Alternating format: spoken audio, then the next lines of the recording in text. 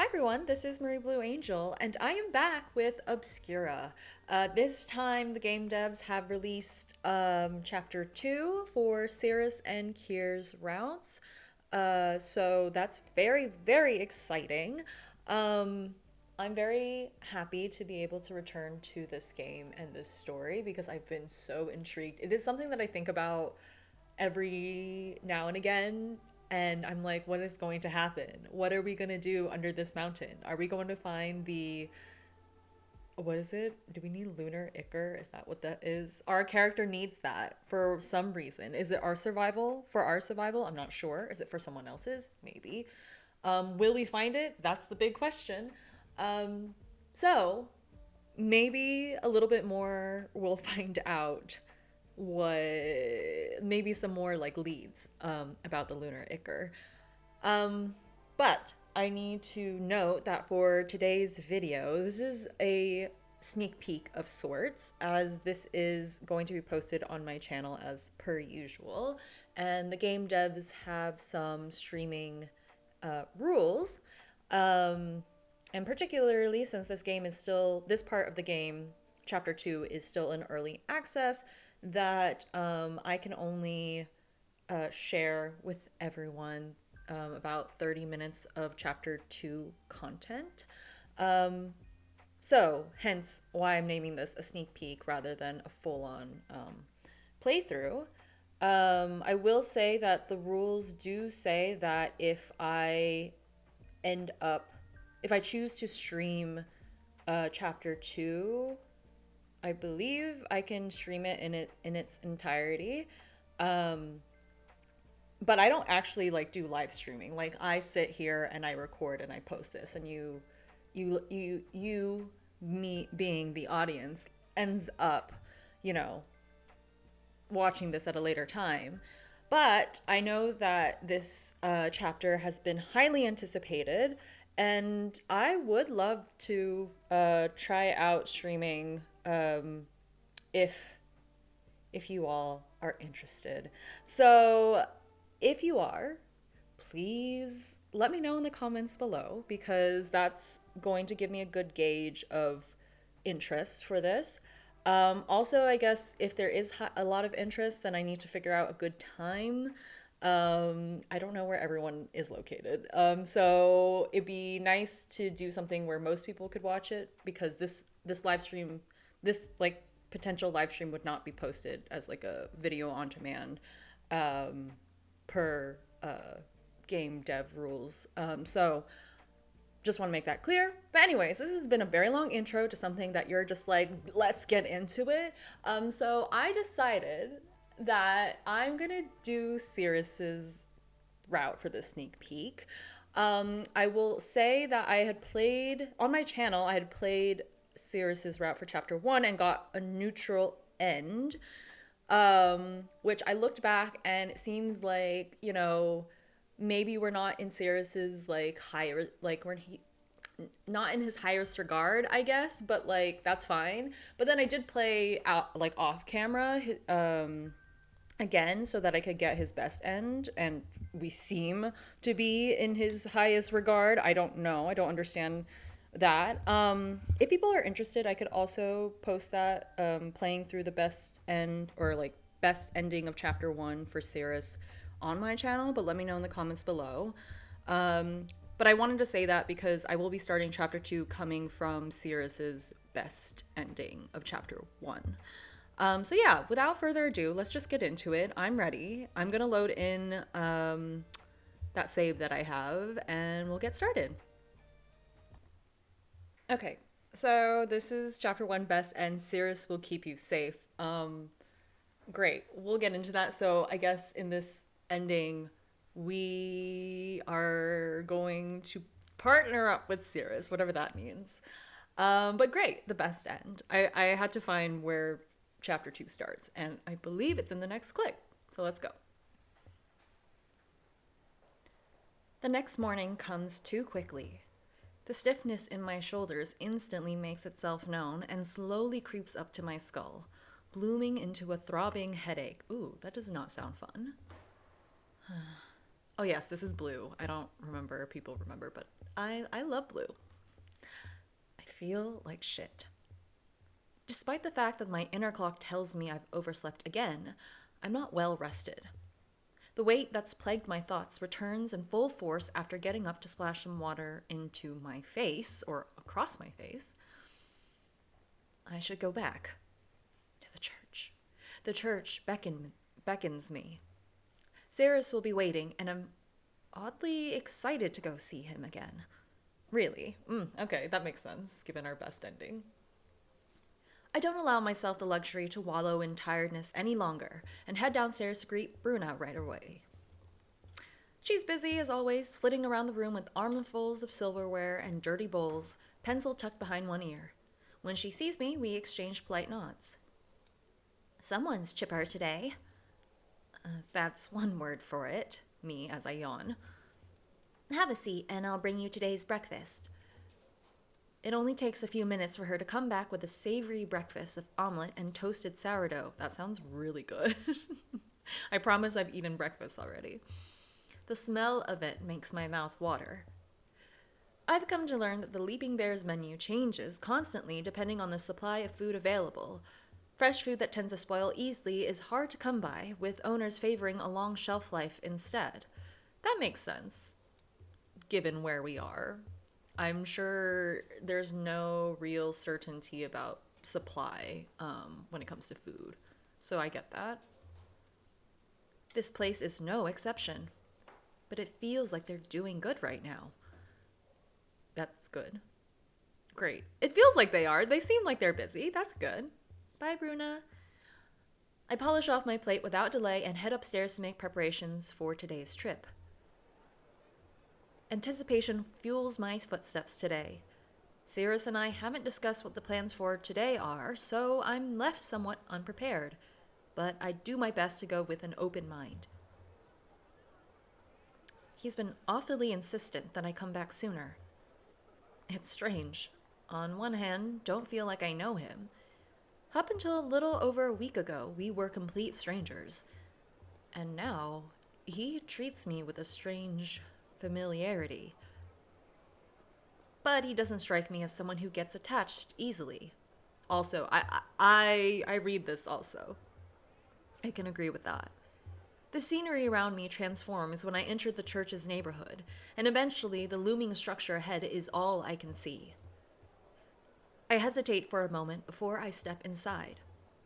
My heartbeat flutters, quickly reminded of what happens behind these very doors.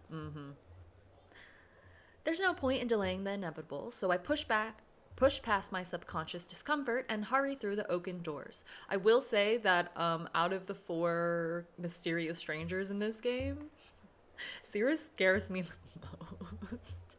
And this is me having played through everyone else's route, so take that what you will. I know there are a lot of Cirrus fans out there.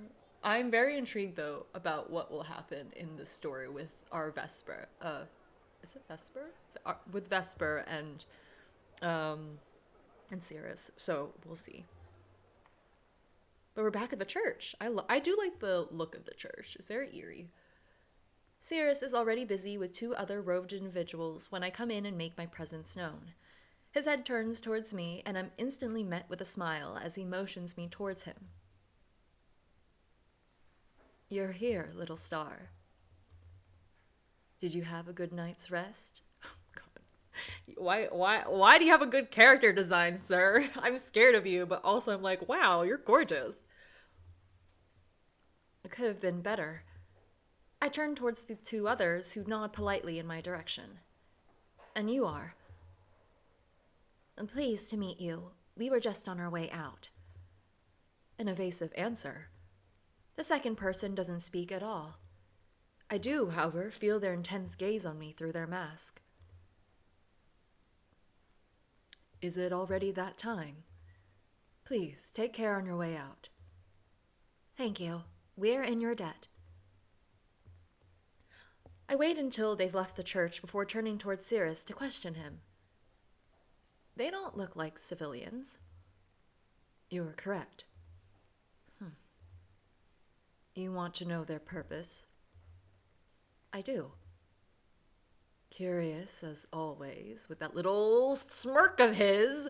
Goodness, I'm scared. I'm afraid I'm not at liberty to share that information with you. They don't take kindly to strangers poking their nose into their business. I hold back a vulgar-sounding snort. I don't know what I was expecting. How very convenient that those folks are the discreet type. That is the simple reality of how the marketplace works, my star. People demand privacy at every opportunity, and it is not my place to question them, nor their intentions. Surely you understand, His words are smooth and wrap themselves around my heart without further question. Fine. My thoughts drift back to the original goal of my visit, to continue our research. Any news on the documents? I can't remember what the documents are. I'm assuming this is in relation to the lunar Icar situation, but we'll be enlightened, I'm sure, in a little bit. As a matter of fact, no. I was hoping to hear from them by the end of today. It shouldn't be long until they report back. Right. He pauses while I shift my weight to my other foot, feeling somewhat restless. In the meantime, how would you like to help me with an errand?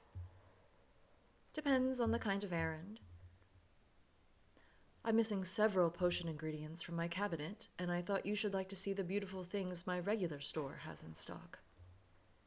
Potions, huh?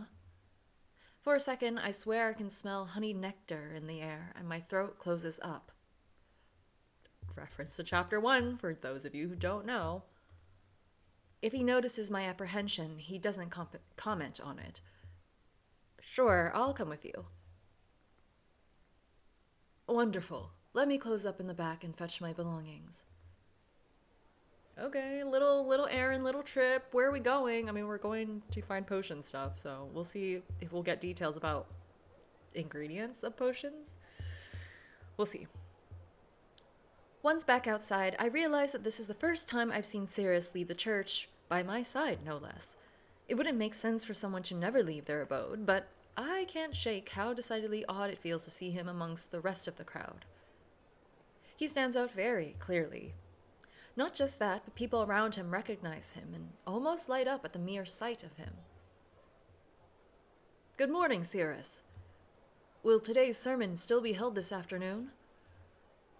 Certainly, my star. I'm looking forward to your attendance. What a lovely coincidence seeing you out here.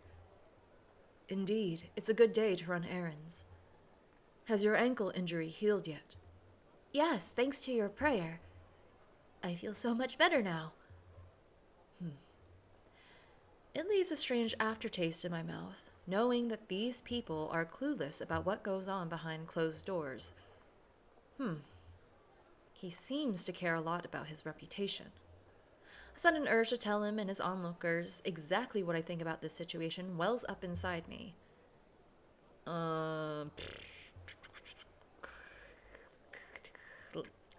Since I'm coming from best ending, I'm gonna be quiet because I feel like I'm playing under the assumption that I am obedient to whatever Cirrus is doing, even though it obviously seems like with our thoughts that I just read out here that we're not, but like I think that's good.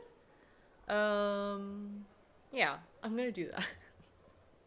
Also, I don't know, like I would personally maybe have more observations with Cirrus being outside and other strangers before saying something, to be honest, like in my just general personal thing, like knowing nothing else.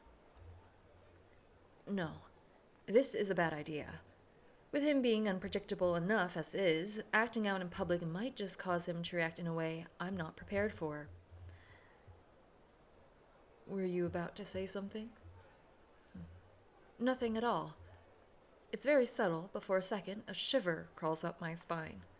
Something feels odd. Almost as though I just avoided an incredible amount of danger. What is this? What is this? Is this my danger meter? Okay. Cool. Is that what's being introduced into this chapter for Cirrus? I'm scared. I'm even more scared. The whole like wow you're hot thing has definitely worn off, and I'm just scared. So it's fine. We're fine. I truly wanted to actually do a sneak peek with Kier first, or instead, but I thought this would be better. But I am on my toes, so that's good. Anyways, we leave without further comment. The tension between us deflates and our walk continues, almost as though nothing happened. He stops to chat with a few more people, all exhibiting varying levels of gratitude. Eventually, our walk takes us to a quieter side street, and large crowds scatter into nothing. My gaze slides over to Cirrus, who seems to notice right away. Little Star? None of them know. About our private rituals, you mean? Yeah. Oh, oh, the chills. Oh. They don't, nor should they. These are special circumstances, and therefore we need to experiment a little. Sharing incomplete information with these good people would be rather unethical, His nerve leaves me completely incredulous. He would dare talk about ethics. Of course, it is my duty, after all. Unbelievable. Cirrus takes us down another winding set of paths, each quieter than the last, until we reach a discreet store with a small engraved sign at the door that says open.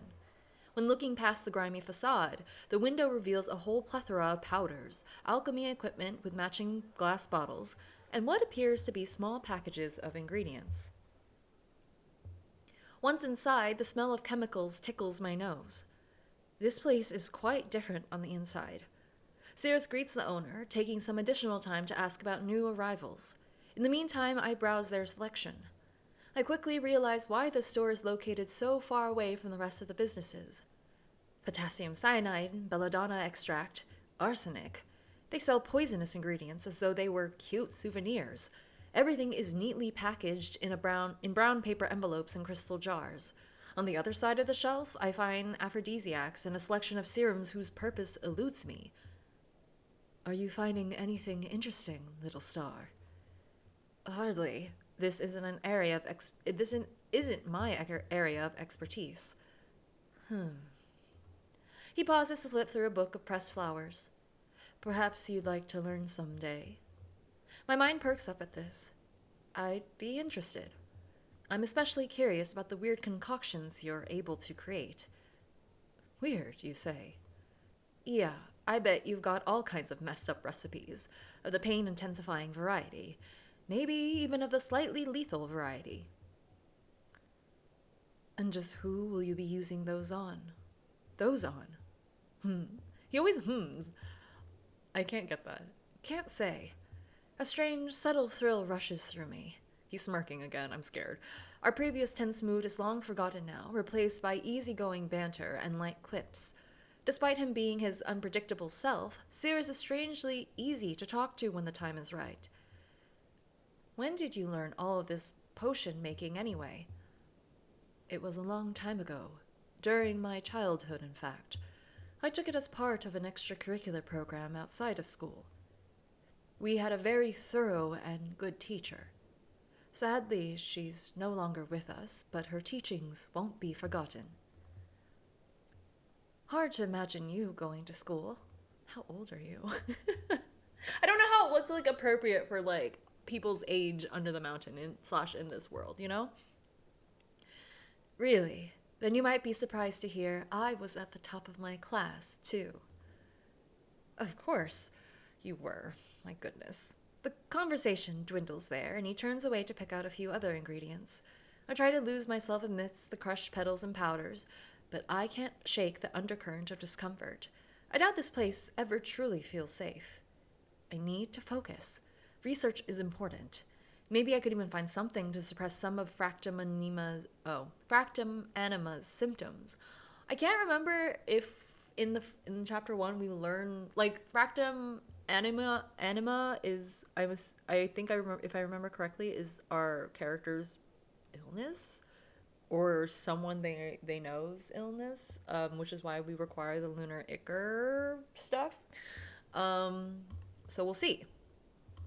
But that's kind of what research we're doing. By the time I make it through a quarter of the powders, Cyrus? Am I saying Cyrus or Cirrus? Cirrus wraps up his purchases and makes his way back to me. Either one could go. Are you ready to head back? Sure. I'm disappointed by the lack of finds, but I've made a mental note of the shop's location. I will always be able to come back one day. What will you be making with those? Some of my specialties. I can let you try them if you're interested. Something tells me I might not want to, no matter how interested I am. I see. Come, I need to make some preparations before today's sermon. Our walk back is quiet. It feels as though for once Cirrus is either lost in thought or concentrating. He mentioned a sermon. Must be really important to him to get those right. Dark cobblestone alleys transform into wider, dimly lit side streets until we reach the main road leading to the church. Despite lying under the same oppressive roof of cavern darkness, it feels easier to breathe out here. That feeling fades once we're inside. Oh. The familiar scent of incense and smoke clogs my throat. I'm going to begin my preparations now. I hope I'll see you at the sermon too, little star. You've yet to attend one, if I'm not mistaken. I pause for a second to mull over my options, as my gut suddenly twists with uncertainty. Should I really be wasting time here when I could go out and be one step closer to finding Lunar Ichor? He's expecting news on the documents tonight. Maybe I can just wait until then. One afternoon won't hurt. Or will it? We don't know. I'm a little scared, once again. Or would it? Exactly. How much time do I have left? I'll see. I'm going to think about it and snoop around in the meantime. Snoop. You've got cool paintings on the wall. Ah, certainly. I'll see you in a bit. Taking in the artwork helps distract me from the decision-making. This time my walk takes me to the other side of the altar, close to the doors leading off to the private rooms. On this side, the paintings are more akin to scientific diagrams with an artistic flair. The first three are aquarelle-stained star charts, depicting one constellation each. Their names, the dusk, the hourglass, and the string, are engraved on small metal plaques under each frame. Seems like they've been preserved here for quite a while. A little farther down, a worn plaque with barely legible text recounts a few fragments of the lunar religion's history. Them being an offshoot of the solar religion, their rebellion against the fixed values of said religion, and their eventual desire to focus on transformation instead. It's all mostly common knowledge. My wandering leads me back to the altar. Cirrus seems deeply focused today. He carefully dusts off his tome atop the gold-plated lectern and rearranges each candle on the ground one by one. It's a slow, methodical process that, were it not for the situation I find myself in, I would find relaxing to watch. Eventually, he picks up a worn bronze bowl from a compartment underneath the altar, then disappears back into his room. On his way there, all he did was smile. I wonder how long this'll take. Oh, there are people now.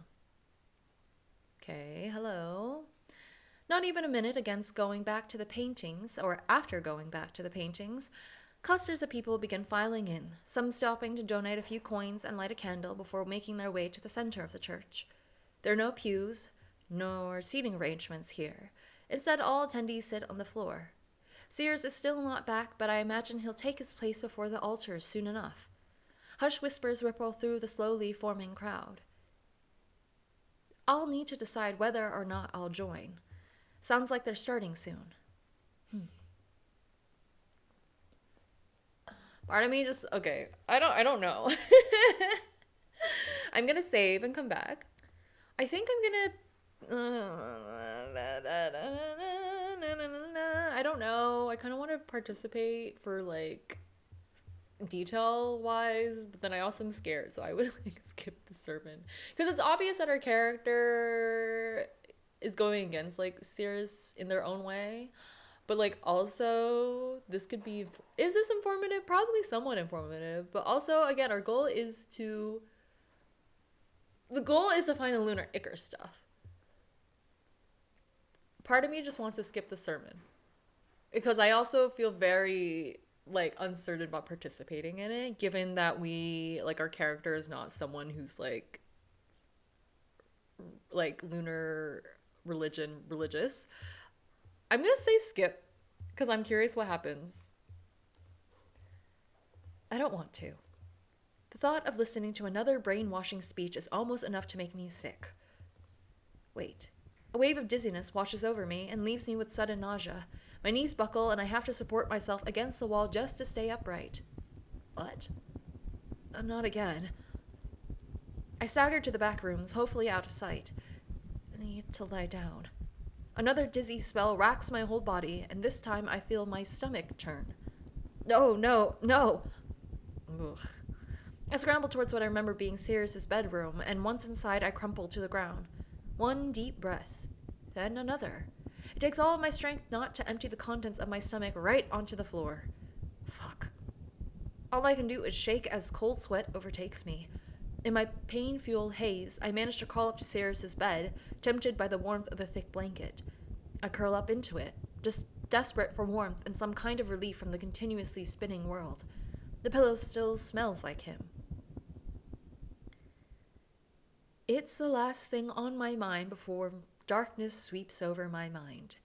Okay, so my theory here is that, like, there's something going on, or maybe we were fed something via end of chapter 1 that maybe makes us appear more obedient, or have, like, even though we have our thoughts that are not, like, agreeing with whatever's serious and whatever's going on, that we have to, because, like, we will experience, like, these physical symptoms. But so that's my thought. We'll see. The first thing that wakes me is a budding headache in my temples. It seems like all my mornings start the same now. My mouth feels like sandpaper, and the lingering effects of yesterday's attack churn in my stomach. Anything more than crackers will probably lead to something very unsightly. As expected, I'm in Cirrus's bedroom. It's the same as I remember it, windowless and slightly impersonal. Unexpectedly, he himself isn't here. Where did he sleep? I let my legs dangle over the edge of the bed, still wrapped in his blanket. Then I notice a glass of water on the nightstand and figure he must have left it there for me. A small, fresh bouquet of lavender flowers sits right next to the glass. Well, don't mind if I do. Cirrus's name resonates in my mind as I down the glass. A faint hint of the lavender lingers on my tongue, but it disappears just as quickly as it arrived. It helps with the otherwise jarring taste of water first thing in the morning, in any case. I don't know. Personally, knowing stuff, again, go back to chapter 1, whatever Cirrus is doing with potions and whatever, and what we experience, I would not take anything that's found within this church / like this room / this area. I would be way too even like with a throbbing head, I'd be like, I need to just get out of here. You know? Anyways, I don't understand him. Same. I take a moment to regain my bearings before making my way back out into the church. There are people. My path is aimless, meandering among the paintings and sculptures until I naturally reach the central altar, where I find a small group of people chatting Cirrus up. I also would just leave, but here we are. It's one of those moments where he seems unreservedly happy for once, all smiles and kind gestures, but I can't be sure. I don't know if I want to deal with him first thing this morning. Fair. But I can't help it. Why? Deep down, I want to speak to him. Why? I walk towards him before the thought even registers, giving the other churchgoers a small nod. Morning. Good morning. I trust you've gotten enough rest and are feeling better. Sure. Yesterday's attack has left me more afraid than I'm willing to admit. Same, but he doesn't need to know about that. I still have time. Is it, or are those symptoms because of the fractus anima? Is that us then? That's probably, is that what the 2 and 2, is that what I'm missing? Probably. Okay. I direct my gaze to the 2 strangers next to me, uncomfortable with their presence. I recognize one of them as Miriam from yesterday. You're my star. You've met Miriam. Her friend Lucia and her attend the sermons on a regular basis. Yes, good morning, Blue. Your performance yesterday truly was a sight to see. Performance? We weren't expecting such a passionate person at all. We could feel your emotion all the way at the back of the room. Ooh. Thanks. No, thank you. You inspired us to work hard and earn the respect of our god. I hope to see you around more often, Blue. I really mean that. Her hand reaches out to hold mine. It's warm and as genuine as her. But then a flicker of fear squeezes my heart. This puts my anonymity at risk. Well, Blue is rather busy, but I believe she will find the time for us another day. I can speak for myself, Cirrus. Please take care on your way out. Wait, what performance? Did something happen in chapter 1 and I completely forgot? Maybe. No? I don't think we did anything. Like, to my knowledge, but, The strangers quickly take their leave, giddy from our interactions, and it leaves a sour taste in my mouth. What do you think you're doing? Setting you up for success. Many of these people are on your side and willing to help. It's in your best interest to treat them well. It's my job to decide who's got my best interests at heart. Definitely not yours. Blue. He pauses, and when he sees I won't budge, he lets it go. I see. Perhaps you'll forgive me if I treat you to some breakfast.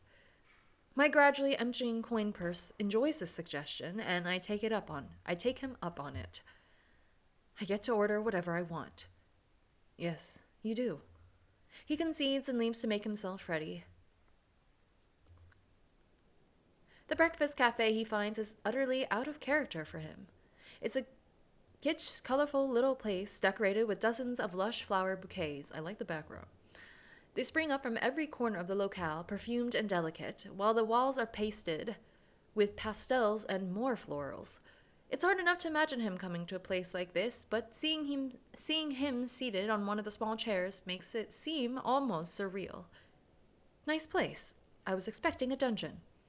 As I catch a whiff of pastries wafting from the oven, I feel my stomach settle down at last. He ignores my quip and motions to the empty seat facing him with a menu in hand. Sit. With silent displeasure, I do, and a kind waitress takes our breakfast orders not 1 minute later. Crispy earthen berry toast and chocolate milk, fried eggs with salad and black coffee. Ooh, a rice pudding, saffron-infused rice pudding, and cinnamon tea. Honestly, but then fried eggs with salad also sounds good, like super hearty. None of this, maybe one, I don't know. It's not that serious. I'm gonna go with 3.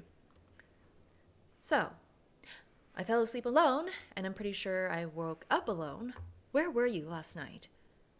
His lips quirk into an amused smile. Interesting question. Surely you've heard of spare bedrooms before, yes? They have those on the surface too, if I'm not mistaken. Really, I can't say I have. I'll assume you did in fact want to wake up next to me then. How very forward of you, little star. I hope you slept on the floor. I hope you slept on the floor, sir. That's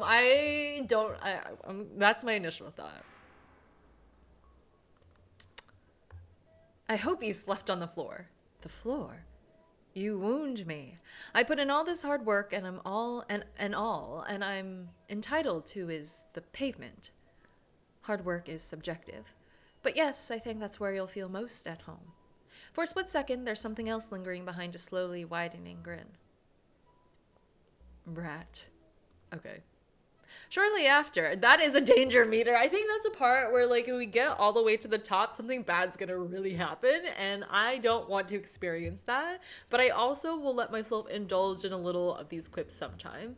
Also, apologies if you hear background noise. Construction is happening today, near my place. So, Okay, I think after this scene, I will have to stop the sneak peek, but we're getting there because I do a lot of commentary, so I think I'm okay in terms of like 30 minutes of like the script. So anyways, shortly after, the waitress arrives with our platters of food. Thanks. I take a short sip of my drink to distract myself from the conversation we just had and try to think of a different topic. You have a pretty varied social circle. How often do these sermons happen anyway? This one, the middle one? Little Star, how good to see you taking an interest in the sermons. I'm just asking. It's a weekly occurrence. If the church weren't so understaffed, we might have increased it to twice a week. Why is the church understaffed if it's such an important part of life here? Simply due to the nature of the marketplace. Those wanting to take up permanent residency here are few and far between. I see. Our conversation reaches a natural lull, and we take the time to savor our meal. Either this cafe has some of the most delicious food I've ever had, or I'm so hungry that it barely matters. My dishes are empty before I even realize it. Was the food to your liking? Cirrus motions to my empty dishes with a nod as he finishes his own cup of tea. Good enough to justify me vomiting yesterday. That's very good to hear, little star. He gently dabs at the corner of his mouth with a provided handkerchief. We should be going now. I repeat this in my mind, but I find myself unable to stand from my seat. It feels like the eyes behind our masks meet. Is something the matter? Yeah, actually. What is this? I gesture at the two of us, hoping he'll understand the implication. You're asking about our relationship. I sure am. This feels pretty unusual, even by the marketplace's standards. Must we label it? No, I want us to set boundaries. Good. As long as we're working together, I want an idea of what I'm getting into. I'm not used to my colleagues forcing me into prayer and whippings. Same. I see. In that case, perhaps we can discuss this over dinner tonight. Behind my mask, I squint. We're out for food right now. Yes, but I'm partial to a private setting for these kinds of conversations. Would that be all right with you? I can't tell if you're asking me on an official date, or you're trying to trick me into getting flogged again. Cirrus only smiles. I'm inviting you to come and find out. Warmth rushes straight through my body. Fine. But then I think we should head out now. Of course. He hands the waiter just enough coins to cover our breakfast and a small tip, then rises from his seat to find the entrance. Okay, well, I guess this is where I'm leaving everyone, because that seems like a whole nother conversation. I have feelings about this. It's like, yeah, what is happening? What is Cirrus and Blue doing? Like, are we here just to do our research? But it's very much more complicated given the end of chapter 1. And even this, I have more questions than answers, which is like fair because this is only chapter 2. But we're getting to see a little bit more about Cirrus and like what is exactly happening. I also find it very interesting that we get some sort of like meter for like danger or for like not obedient or following his wishes, if we're not like if we're like going against his wishes and defying them, or and even like voicing the thoughts of like defiance or not really wanting to go along with things. So that'll be interesting. I am very curious what will happen if you get all the way to the top of that meter. But anyways, thank you so much for watching this sneak peek of chapter 2 of Obscura. I hope you have enjoyed it. And as I talked about in the beginning, I would love to hear from people if they're interested in me streaming chapter 2 for Cirrus and Kier's routes. I would be happy to do that. I just think that like my channel's not really I don't really do like live streaming generally because like I think it'd be like I don't know, it's like it's mostly because of like my own like schedule and like resources, but I'm willing to try it out so that people who are interested can watch and see the story of Obscura chapter 2, and it would be fun. Also it'd be great like to chat with people live or hear people's thoughts as we play the game and see what happens with Cirrus and Kier. I could do a thing where we'll figure it out, but let me know in the comments. That's the clearest way for me to know, and I'll do that. But if you haven't already, please feel free to like the video and subscribe to my channel. If you want to see other visual novel playthroughs on my channel. Also, please, play the game for yourself, or check out chapter 1 of Obscura. It's very fun, very good. The game devs are great and wonderful, and I really love this game. So it seems like if you like it too, then we can totally chat about this. I love that. Anyways, thank you so much for watching. I hope you have a good rest of your day, and I will see you next time. Bye!